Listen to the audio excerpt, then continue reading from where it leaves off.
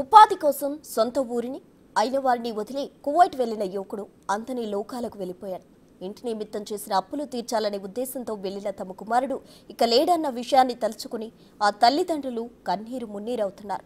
అంబేద్కర్ కోనసీమ జిల్లా మొగలికుదురులో 23 ఏళ్ల రాము తిరిగి రాని లోకాలకు వెళ్లిపోవడంతో ఆ కుటుంబం శోక సంద్రంలో మునిగిపోయింది.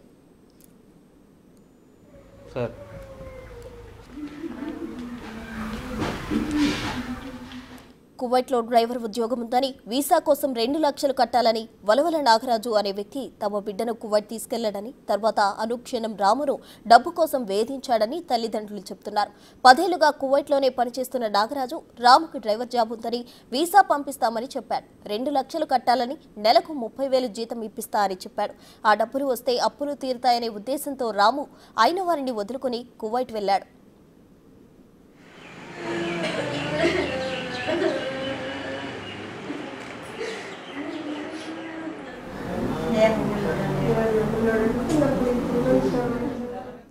పని విషయంలో తమ కుమారుడికి ఇబ్బంది లేకపోయినా నాగరాజు మాత్రం అనేక రకాలుగా రాముని వేధించేవాడని రాము తల్లిదండ్రులు చెప్తున్నారు. వారికి వచ్చిన భోజనంలో కూడా కొంచెం మాత్రమే పెట్టేవాడని, ఆ ఫోటోలను తమ కుమారుడు వాట్సాప్ ద్వారా పంపించాడని రాము తల్లిదండ్రులు చెప్తున్నారు. కువైట్లో అన్ని పనులు రాము చేత చేయించి ఆ క్రెడిట్ మాత్రం తానే తీసుకునేవాడనే విషయం వెలుగులోకి వచ్చింది. అక్కడ స్థానికంగా ఉన్న ప్రసాద్ అనే వ్యక్తి వెళ్లేలోపు రాము చనిపోయినట్టు తెలుస్తోంది.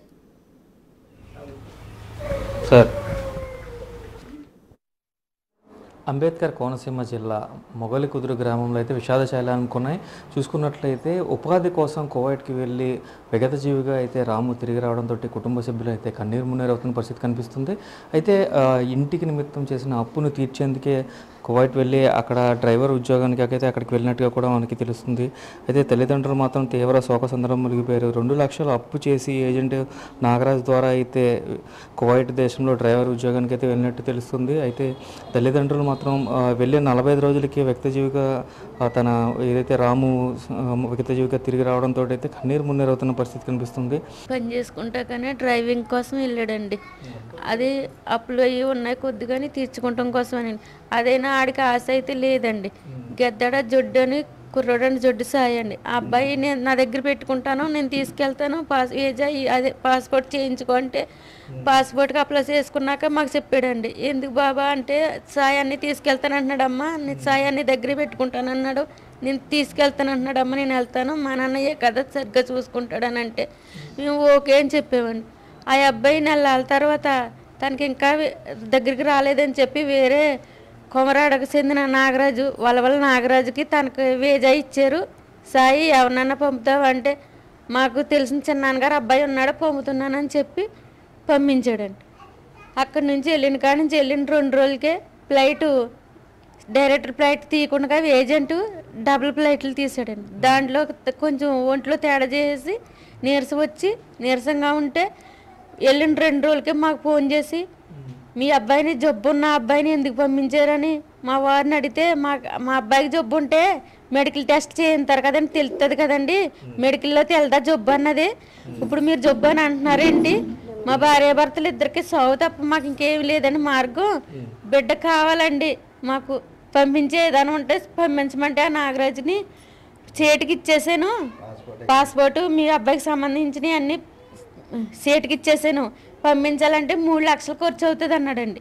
3 లక్షలు ఖర్చు అయితే మేము ఎక్కడ తేగలుగుతాం బాబా, అప్పన బెల్లి గోదావరి ఉంది, మేము ఇద్దరం దూకేస్తాంలే, ఏం చేయాలనుకుంటున్నావు నువ్వు చెయ్యి, న్యాయం చెయ్యి మాకు, మా అబ్బాయి మాకు పంపేసినా నువ్వు పర్వాలేదంటే పంపడం కుదరదు అన్నాడండి. 1 గంట సేపు అయ్యాక మళ్ళీ కాల్ చేసి అమ్మ నేను బాగానే ఉన్నాను, బాగానే చేసుకుంటానమ్మా అన్నాడు. వాడు కూడా ఫోన్ ఇచ్చుకుని మీ అబ్బాయి దొంగ నాటకం చేశాడండి, వెళ్ళిపోదామని ప్లాన్లు వేసాడండి, ప్లాన్లు వేసలేదు నెగ్గలేదు కాబట్టి ఇప్పుడు స్టడీ అయిపోయి పర్లేదండి చూసుకుంటానండి అని అన్నాడండి. అలాగే గడిపోతుందండి. ప్రతి విషయంలోని ఇబ్బందులండి, ఏడిపింతమండి. బట్టలు ఉతుక్కోవాలంటే సర్పిచ్చేవాడు కాదండి, ఉత్తి నీటిలో బట్టలు పిండుకుని ఆరేసుకునేవాడండి. భోజనానికి అలా 2 ప్లేట్లు ఎవరి ప్లేట్లు వాళ్ళకే ఇస్తే వాడు ప్లేటు ముందు తినేసి వీడు తినేటప్పుడు వాడు తినేసిన దుమ్ములు అవి కూడా వీడి ప్లేట్లో వేసి ఇవ్వడండి. మమ్మల్ని ఉప్పొళ్ళని అసలు ఇప్పుడు పూర్వంలో ఉప్పొళ్ళని పేరు ఉంది కానీ పిలవరండి, ఉప్పొళ్ళని పిలిచేవారంట కదా, మీరు నిక్కర్స్ కోపలేనా అని అడిగాడండి. వాడికి ఎవరో చెప్పారండి అది ఆ విషయం కూడా. మీరు నిక్కర్స్ అవమానించాడండి. అది కాకుండా కూరలు 6 కూరలు కరగమంటే అమ్మ నా చేతులు నొప్పులు పడుతున్నాయి అమ్మ నేను కడగలేకపోతున్నాను నువ్వు పని చేస్తానికే వచ్చావురా ఇక్కడికి కూర్చుంటావు కాదురా అన్నాడంటండి ఒక రోజు రండి అమ్మ ఇలాగంటున్నాడంటే ఫోన్లే భరించు ఇప్పుడు 2వ నెల వచ్చేస్తుంది కాబట్టి ఇంకా 8 నెలల రూపులో నిన్ను ఎలాగో లాగని నచ్చ చెప్పుకుని కంప్లైంట్లు ఏమైనా పెట్టుకున్నా సరే నిన్ను మా దగ్గరికి చేర్చుకుంటాం బాబా అంటే అతను మీ అబ్బాయి స్టడీ అయిపోయాడండి పర్వాలేదండి బాగానే ఉంటాడండి అని అన్నీ నచ్చ చెప్పి రోజు వేధింతానే ఉండేవాడండి ఏదో రకంగా వేధింపులు పడలేకపోతున్నాను అమ్మ అంటే ఇప్పుడు వస్తానన్నా నేను మట్టికి ఎలా తీసుకురాగలదు ఆయనే చెయ్యాలి నాగరాజు అంటే ఆయన ఏది చేసేవాడు కానీ చాలా బాధలు పెట్టాడండి నా కొడుకుని కొట్టివాడు కూడానండి కొట్టిన విషయం కూడా అమ్మాయి అన్ని నీరసంగా బాధపడి వేళ నాగరాజు ఇసుక్కున్నాడు అమ్మ నా మీద అని ఎంతో బాధపడి ఎంతో ఏడిచి చెప్పేవాడంటే చేతులు పుండ్లు అడిపోయి కూడా సెల్లో పెట్టి అమ్మాయి పుళ్ళు పడిపోయి కాళ్ళు పుళ్ళు పడిపోయి అంటే కూడా బ్లౌజులు పెట్టుకుని కాళ్ళు కడగమన్నానండి నేను అలాగే నాకు మధ్యగారు కొంచెం దూరంలో ఉంటాడండి 60 కిలోమీటర్ల దూరంలో ఉన్నవాడికి ఫోన్ చేసి బెడ్ని పంపించాను ప్రసాద్ కొనని చూసిరా అంటే అడ్రస్ కనుక్కొని వెళ్తే వాడితో ఇంచక్క మాట్లాడి ఇవ్వడంటండి నాగరాజు గారు మీ పిల్లడికి ఏం పర్లేదు నేను చూసుకుంటాను ఆ పిల్లడు వచ్చేసిన తర్వాత మళ్ళీ వేధింపులండి ఆ రోజునాడు లక్షవారం ఇదే రోజునాడండి పొద్దుటిపూట పెట్టి మాట్లాడి నాతో మంచిగా మాట్లాడండి మళ్ళీ 12 గంటల లోపు 11:30 లోపల వేరే వ్యక్తి మాకు మా చిన్నబాబు అక్కడి నుంచి చాక్లెట్లు సెంట్ బాటిల్ పంపించండి వాళ్ళ నాన్నగారు ఆ అబ్బాయి ఇచ్చాడని తెచ్చి పట్టుకొచ్చి ఇస్తే బాబు అనేసి నేను ఫోటోలు తీసండి పెట్టాను మా అబ్బాయికి పెడితే మా అబ్బాయి అమ్మాయి పంపించాడు ఏంటమ్మా ఈ చాక్లెట్లు ఇంకా మంచి ఈ పంపుతాడు అనుకున్నాను ఇచ్చి మన ఇంటికాడ దొరకవేంటమ్మా ఎందుకు పంపించాడు అని పోన్లే బాబాయ్ ఏమీ అడక్కగి నా అబ్బాయిని పర్వాలేదు సరే అమ్మ కొంచెం సేపు నాకు చేస్తాను అన్నాడండి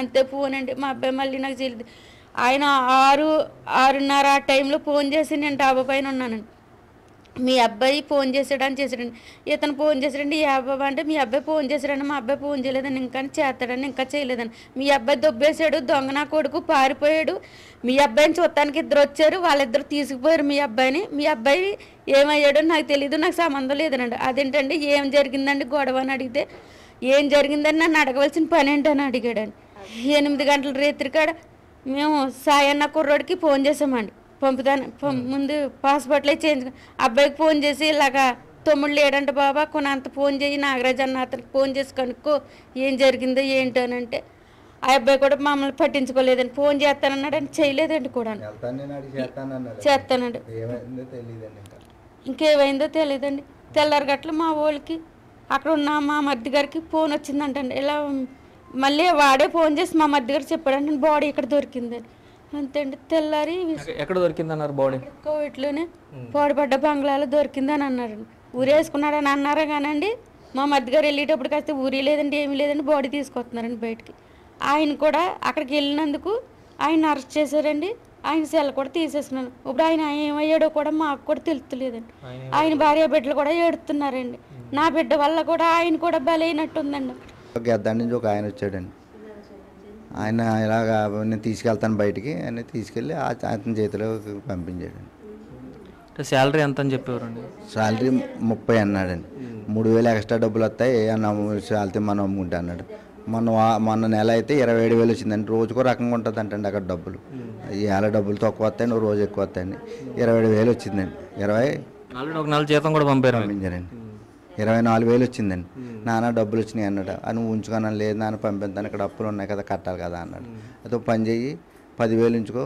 14,000 పంపించి లేదు నాన్న 5,000 ఉంచుకోండి లేదు 10,000 నువ్వు ఉంచుకో నువ్వేమైనా కొనుక్కోవాలి కదా కొనుక్కుని 14,000 పంపించాడండి నేను ఇక్కడికి అక్కడ టోపీలు కూడా పంపించాను చలిగా ఉంటుందని నువ్వు అన్ని సబ్బులు అయ్యి కొనుక్కో మరి అది ఇవ్వట్లేదు కదా నీ దగ్గర ఇట్టుకో ఆ టయాన్ని ఎవరు ఇస్తారో గమ్మున డబ్బులు ఏదో అవసరం ఉంటుంది నీ దగ్గర ఎక్కువ ఉంటాయని ఆ 10,000 అలా ఉంచానండి అబ్బాయి చనిపోయి అంత పిరికివాడని అనుకుంటున్నాను పిరికివాడు కాదండి వాడికి చేసుకునేది కాదండి ఏంటంటే టార్చర్ ఏమైనా ఆయన వల్ల ఏమైనా పడిందో అంతా చేసుకుని పిరికివాడు కాదండి నేను పడ్డ బాధ ఏ బిడ్డ పడకూడదు వాడు నాగరాజు వలవల నాగరాజు అనేవాడు మేము అక్కడ ఉండకూడదు మా ఇంటికి వచ్చి పడాలండి అదండి మాకు కోరుకునేది ఒకటే కోరికండి మా తోలు అక్కడ ఇరికిపోడండి అతన్ని కొంచెం బయట తీసుకొస్తే చాలండి అంతకంటే కోరుకునేది ఇంకే లేదు నేను అప్పులు ఎలాగని ఏదో అలా తీర్చుకుంటే నా కొడుకు ఎలాగ లేడండి ఇంకా నేనేదో పడతాను కానీ ఎదట అతను ఉండిపోడండి అక్కడ.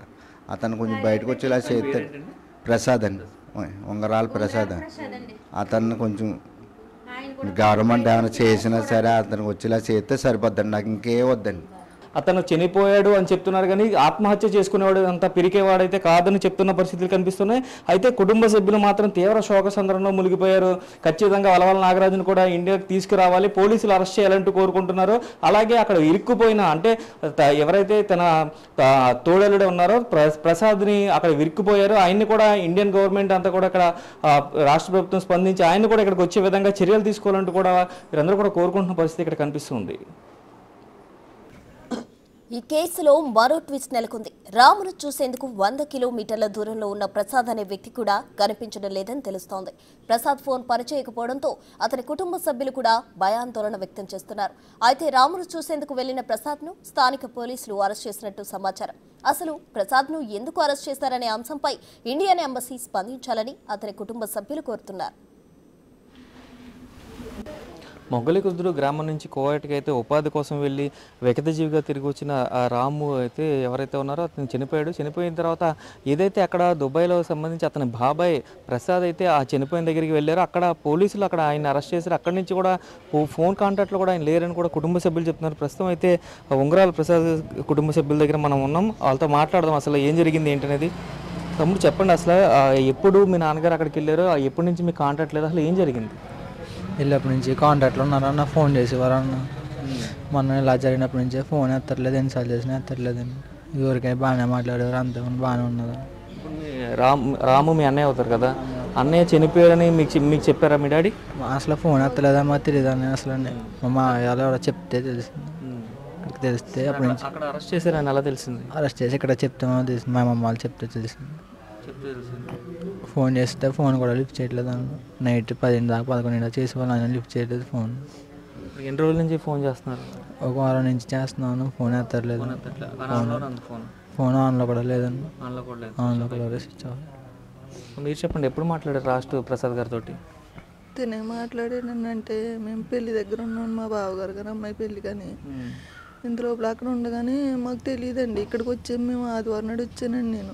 అప్పుడు తెలిసిందని ఇక్కడికి వచ్చేసానండి. తను ఫోన్ ముందు మా అబ్బాయి చేశాడండి, అక్కడ ఉండగానే మా అబ్బాయి చేశాడండి. ఫోన్ చేస్తే కలవట్లేదమ్మా అన్నాడు. నెట్ ఆఫ్లో ఉందేమో అని అనుకున్నామండి, మాకు తెలియదు ఈ విషయం. తర్వాత ఇక్కడికి వచ్చిన తర్వాత ఇలాగ పిల్లోడు ఎలా అయిపోయాడని తెలిసింది కదండి. ఆదివారం నాడు వచ్చాను, తినైతే రాలేదు. తిను జైల్లో ఉన్నారు అని అన్నారండి మా అమ్మ వాళ్ళు, ఇక్కడ అందరూ అన్నారు.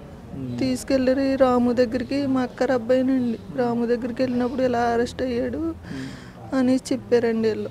ఇదేంటి అని నాకు ఆ రోజున కంగారు అయిపోయింది, ఏం తెలియదు కదండి. ఇంకా అప్పటి నుంచి పిల్లోడిని చేసావమ్మా చేస్తున్నామ్మా ఫోన్ అంటే రోజు చేస్తున్నాడండి. ఫోన్ అసలు ఇంకా కాంటాక్ట్లో లేదండి, ఫోన్ రింగ్ అవ్వట్లేదు అసలు. ఎన్నిసార్లు చేసిన రాత్రి కూడా చేసాడండి, ఫోన్ అసలు కలవట్లేదు. ఏమైపోయారు ఏంటో కూడా తెలియట్లేదండి మాకు. అక్కడ ఎవరు లేరమ్మా మీకు ఇంకా దుబాయ్లో? వేరే వాళ్ళు అయ్యి ఉన్నారండి, వాళ్ళని అడిగి వాళ్ళకి కూడా తెలియదండి. అంటే ఇది వరకు ఉన్న దగ్గర కాకుండా వేరే చోటుకి వెళ్ళారండి. నేను వేరే చోటన ఉంటున్నారంట, ఎక్కడికి వెళ్ళారు ఏంటని తెలియదండి. వాళ్ళు ఎంక్వైరీలు చేస్తున్నారండి పాపం వాళ్ళు కూడా.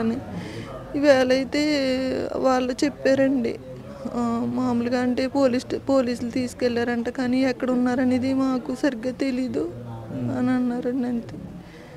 మరి మేము ఏమన్నా మళ్ళీ ఫోన్ చేసి అడుగుతాము అని అన్నారండి. ఈ లోపల ఎవరినైనా ఎంక్వైరీ చేయండి, సాయంత్రం మళ్ళీ ఫోన్ చేస్తాము అని అన్నామండి వాళ్ళకి. తమ్ముడు చెప్పండి, అయితే ఇండియన్ అంబాసిడర్కి సంబంధించి ఎవరినైనా కనుక్కున్నారా అక్కడ? అంటే దుబాయ్కి సంబంధించి ఇండియన్ అంబాసిడర్ ఉంటుంది కదా, వాళ్ళని ఎవరినైనా కనుక్కున్నారా? తెలియదండి మాకంటే, మేము ఫోన్ చేసామంటున్నాం కదండి, వాళ్ళు అడుగుతామని అన్నారండి. అడిగి కనుక్కుంటాం మేము అని చెప్పారండి వాళ్ళు. ఈవినింగ్ చేస్తానని అన్నారండి, ఏ మాటని. ఇది చూసుకున్నట్లయితే ఎవరైతే రాము మృతదేహం దగ్గరికి వెళ్ళిన ప్రసాద్ బాబాయ్గా ఉండే ప్రసాద్ కూడా ఆయన ఇప్పుడు కూడా కనిపించట్లేని పరిస్థితి కనిపిస్తుంది. గత వారం రోజులుగా అతను ఫోన్ కూడా పనిచేయని పరిస్థితి కనిపిస్తుంది. కానీ కుటుంబ సభ్యులు అయితే కన్నీరు మున్నీరు అవుతున్నారు. ఆయన కూడా ఏమయ్యారో తెలియక అయితే వీరందరూ కంగారుగా పడుతున్న పరిస్థితి నేపథ్యంలో అతని ఫ్రెండ్స్ ఎవరైతే అక్కడ దుబాయ్లో అతను గతంలో పనిచేసిన దగ్గర ఎంక్వైరీ చేస్తే ఆయన్ని జైల్లో పెట్టినట్టుగా కూడా ఇప్పటికే చెప్తున్న పరిస్థితి కనిపిస్తుంది. అంటే పోలీసులు తీసుకెళ్లారు కానీ జైల్లో ఉన్నారా ఉన్నారా లేదంటే ఎక్కడ ఉన్నారా అనేది కూడా తెలియని పరిస్థితి కనిపిస్తుంది. సో రాష్ట్ర ప్రభుత్వం దీనిపై చర్యలు తీసుకోవాలి. ఖచ్చితంగా ఈయనకి ప్రసాద్కి సంబంధించిన ఆచూకీని ఇండియన్ ఎంబసీ ద్వారా తెలుసుకుని మా ఆచూకీ అయితే తెలపాలని కూడా వీరు కోరుకుంటున్న పరిస్థితి అయితే ఇక్కడ కనిపిస్తుంది. కెమెరామెన్ రవితో శంకర్, బిగ్ టీవీ. మరోవైపు రాము మరణాన్ని అతని స్నేహితులు జీర్ణించుకోలేకపోతున్నారు. ఎప్పుడూ సరదాగా నవ్విస్తూ ఉండేవాడని చెప్తున్నారు. తమకు కూడా అక్కడ ఉద్యోగం చూస్తామని చెప్పిన వ్యక్తి విగతజీవిగా మారాడని కన్నీరు మున్నీరవుతున్నారు. మెకానిక్ పని చేసుకుంటూ ఊళ్ళో ఆనందంగా బతికే తన తమ్ముడిని పొట్టన పెట్టుకున్నారంటూ రాము సోదరుడు ఆవేదన వ్యక్తం చేస్తున్నాడు. రాముని చిత్రహింసలు చేసిన నాగరాజుపై చర్యలు తీసుకోవాలని డిమాండ్ చేస్తున్నాడు. కోనసీమ జిల్లా మొగలికుదురు గ్రామంలో అయితే విషాద చేయాలనుకున్నాయి. ఏదైతే ఉపాధి కోసం కువైట్కి వెళ్ళిన రాము అక్కడే మరణించడంతో అయితే ఫ్రెండ్స్ అందరూ కూడా తీవ్ర శోక సందర్భంలో ఉన్నారు. ప్రస్తుతం రాము ఫ్రెండ్స్ మనతో ఉన్నారు, మాట్లాడే ప్రయత్నం చేద్దాం. తమ్ముడు చెప్పండి, ఎప్పటి నుంచి రాము మీరు ఫ్రెండ్స్ అసలు? ఇప్పుడే 5 years 6 years నుంచి ఫ్రెండ్స్. ఎలా ఉండేవాడు రాము అసలు? మాతో అయితే చాలా బాగుండేది, అంటే సరదాగా ఉండేవాడు. సరదాగా. ఎందుకు వెళ్ళాడు కువైట్ అసలు? కువైట్ అంటే ఇంకా బయట వాళ్ళు ఎక్కించడం వల్ల ఇంకా చెప్పడం వల్ల వెళ్ళాడని చెప్పి. అక్కడ డబ్బులు బాగా వస్తాయి, బాగా సంపాదించుకుని సెటిల్ అవ్వచ్చని వెళ్ళిపోయాడు. అలా ఏం చేసేవాడు? మెకానిక్ చేసేవాడు అంటే కదా? చేసేవాడు. మీరేం చేస్తారు? నేను ఆటోమొబైల్. ఓకే. ఎక్కడైనా లోకల్. ఎలా ఉండేవాడు మీతో వచ్చినప్పుడు మాట్లాడేటప్పుడు? కానీ సరదాగా ఎలా ఉండేవాడు? సరదాగా ఇక్కడ రిపేర్ అయ్యి చేసినప్పుడు కూర్చోవడం, ఇక్కడ నైట్ ఇక్కడ కూర్చోవడం, మొదలు బయటకి ఎక్కడికైనా వెళ్ళేటప్పుడు తిరగడం అలాంటివి కలిసి చెప్పండి, మీ పేరు ఏంటి అసలు? మీతో ఎలా ఉండేవాడు? మాతో బాగానే ఉంటాడు. ముగ్గురు ఉంటామండి. ఎక్కువ ముగ్గురు ఉంటాం. ఎక్కడికైనా వెళ్ళాలంటే కలిసి వెళ్తామండి. ఎక్కడికైనా తిరగాలన్నా. దుబాయ్ వెళ్ళాక మనం ఫోన్ చేశాడా? ఒకసారి చేసాడు అంతే అండి. అదే నాడు మా బర్త్డే అని చెప్పి ఆదివారం చేసాడండి అంతే. మళ్ళీ వద్దురు వెళ్ళక్కర్లేదు అని అన్నాడు అంతే. మళ్ళీ చేయలేదు. అయితే ఇప్పుడు చాలా చిన్న వయసులో అలా జరగడం అనేది, అది కూడా వెళ్ళి 45 రోజులు అవుతుంది. సో ఆ మధ్య గ్యాప్లో ఏమన్నా ఇబ్బంది పడ్డాను అన్నయ్య అని ఏమన్నా మీకు చెప్పారా? అప్పుడప్పుడు చెప్పాడు. మామూలుగా పక్కన ఉన్న అతను ఎలా అంటున్నాడు, తిడుతున్నాడు. నాగరాజు కోసుకుంటున్నాడు. అప్పుడే మంచిగా మాట్లాడడం, అప్పుడే తిడుతున్నాడు ఏం చెప్పాడు. మేము కూడా కొంచెం జాగ్రత్తగా ఉండు, ఆయన పెద్ద ఆయన కదా, మనం కూడా ఏమన్నాం తిరగబడలేం కూడా, కొంచెం జాగ్రత్తగా ఉండు, మంచిగానే ఉండు, ఆయనతో కూడా ఏం మాట్లాడుకో, పెద్ద ఆయన కదా అలా ఉండని వాళ్ళు. అంటే ఎంత ఉండొచ్చు అన్న? నాగరాజు వయసు ఎంత ఉండొచ్చు? 48 ఆ టైంలో ఉంటాయి. బాగా పెద్ద ఆయన. ఆయన 10 సంవత్సరాల నుంచి అక్కడ ఎక్స్పీరియన్స్ అండి. సీనియర్ డ్రైవర్ ఆయన కూడా. 10 ఏళ్ళ నుంచి అక్కడే ఉన్నారు కదా, జాగ్రత్తగా ఉండని చెప్పారు, మీరు సజెస్ట్ చేశారు. అది చేశాను అంటే మా అమ్మకి చేసేవాడు ఎక్కువ. అమ్మ అంటే బాగా ఇష్టం అన్నమాట. రోజు తనకే చేసేవాడు. పొద్దునుంచి ఒక 10 సార్లు అనేది ఫోన్ చేసేవాడు. నేను ఎప్పుడన్నా లైన్ నుంచి వచ్చినప్పుడు నాకు ఇస్తా మాట్లాడేవాడు అనమాట. అంతే అండి. ఇంకా ఆ రోజు కూడా మాకు 11 గంటలకు ఫోన్ మాట్లాడుతున్నాడు మా అమ్మతో. మాట్లాడాడు. అదే వాయిస్ మెసేజ్లు అండి, వాట్సాప్లో వాయిస్ మెసేజ్లు అవి పెట్టుకున్నారు. ఆ తర్వాత 1 గంట దాకా లాస్ట్ సీన్ ఉంది. ఆ తర్వాత నుంచి ఇంకా ఫోన్ ఎవరు చేసినా లిఫ్ట్ చేయలేదు. మేము చుట్టుపక్కల ఉన్న వాళ్ళు అందరూ చేశారండి. మా అన్నయ్య వాళ్ళని మా బ్రదర్లే 7 మొత్తం మేము బ్రదర్స్ మొత్తం అందరూ చేసినా అసలు రెస్పాన్స్ లేదండి. తర్వాత ఎలా జరిగిందని తెలిసిందండి మాకు నైట్ 1 గంట ఆ టైంకి. నైట్ 1 గంటకి ఎవరు చెప్పారు? మా చిన్న నాన్నగారి ద్వారా తెలిసింది. అక్కడ వీళ్ళ నాన్నగారు అన్నారండి. వీళ్ళ నాన్నగారు పిలిపించారంట అక్కడ పోలీసులు. ఆయన వెళ్తే ఆయన కూడా కొంచెం పట్టేసుకున్నారంట. ఆయన కొంచెం డ్రింక్ చేసి ఉన్నాడు అని అంటున్నారు. అది ఎంతవరకు కరెక్టో తెలియదండి. ఆయన పట్టేసుకున్నారంట. ఆయన వీడియో కాల్ వేరే వాళ్ళకి చేశారన్నమాట. మా రిలేటివ్స్ వేరే వాళ్ళు ఉన్నారు భద్రాచలంలో. అలాగే చేస్తే చూపించారంట వీడియో, బాడీని అలా తీసుకెళ్తున్న వీడియో. మళ్ళీ ఆయన మాకు అప్పుడే చెప్తే బాధపడతామని చెప్పి 1 గంట ఆ ప్రాంతంలో మాకు ఫోన్ చేసి చెప్పాడు మా అందరికి. మేము మళ్ళీ పొద్దుట చెప్పామన్నమాట. అమ్మాలకి అప్పటిదాకా చెప్పలేదు. చాలా యాక్టివ్గా ఉండేవాడు. ఇప్పుడు ఫోన్ చేసిన ఎనీ టైంలో అయినా సరే నా కారు ఏదైనా కావాలి ఇలా అంటే వెంటనే తీసుకొచ్చేవాడు. ఎక్కడికైనా తీసుకెళ్ళాలన్నా కూడా తీసుకెళ్ళేవాడు. బైక్ రిపేరింగ్ అండ్ మెకానిక్ చేస్తాడు, ట్రావెలింగ్లో పనిచేస్తాడు. అంటే మా ఇద్దరు బ్రదర్స్ కూడా ట్రావెలింగ్లో చేస్తారు. ఏదన్నా కావాలన్నా కూడా ట్రావెలింగ్లో కూడా హెల్ప్ చేసేటోడు. బైక్ని ఏ విధంగా ఆల్టరేషన్ చేయాలన్నా కూడా చేసేటోడు అండి.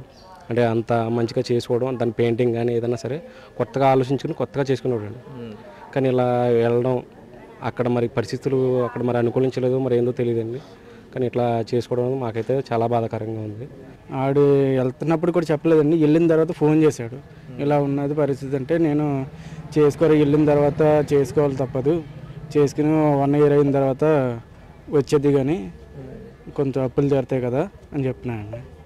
అలా అని ఇంకా కంటిన్యూగా కాల్ చేస్తూ ఉండేవాడు. నేను ఫ్రీగా ఉన్నప్పుడు కాల్ చెయ్యి, ఏ డౌట్ ఉన్నా ఏమున్నా హెల్ప్ చేస్తాం, మాట్లాడతాం అన్నాను. తర్వాత లాస్ట్ ఎప్పుడు మాట్లాడాను నేను జనవరిలో జనవరి 27, 26 అలా మాట్లాడు. అయితే బ్రదర్స్ అవ్వచ్చు లేదా ఫ్రెండ్స్ అవ్వచ్చు కూడా అతన్ని చాలా మంచి వ్యక్తి అని చెప్తున్న పరిస్థితులు కనిపిస్తున్నాయి. కానీ ఇలా జరగడం మాత్రం చాలా తీవ్ర శోక సందర్భం వీళ్ళందరూ కూడా ముంచివేస్తుందనే చెప్పుకోవాలి. పూర్తిగా చూసుకున్నట్లయితే రాము మరణంతో అయితే ఈ గ్రామమే కాదు ఫ్రెండ్స్, కుటుంబ సభ్యులు అందరూ కూడా ఒక్కసారిగా మోగపోయిన పరిస్థితులు ఇక్కడ కనిపిస్తున్నాయి. కెమెరామెన్ రవితో శంకర్, బిగ్ టీవీ.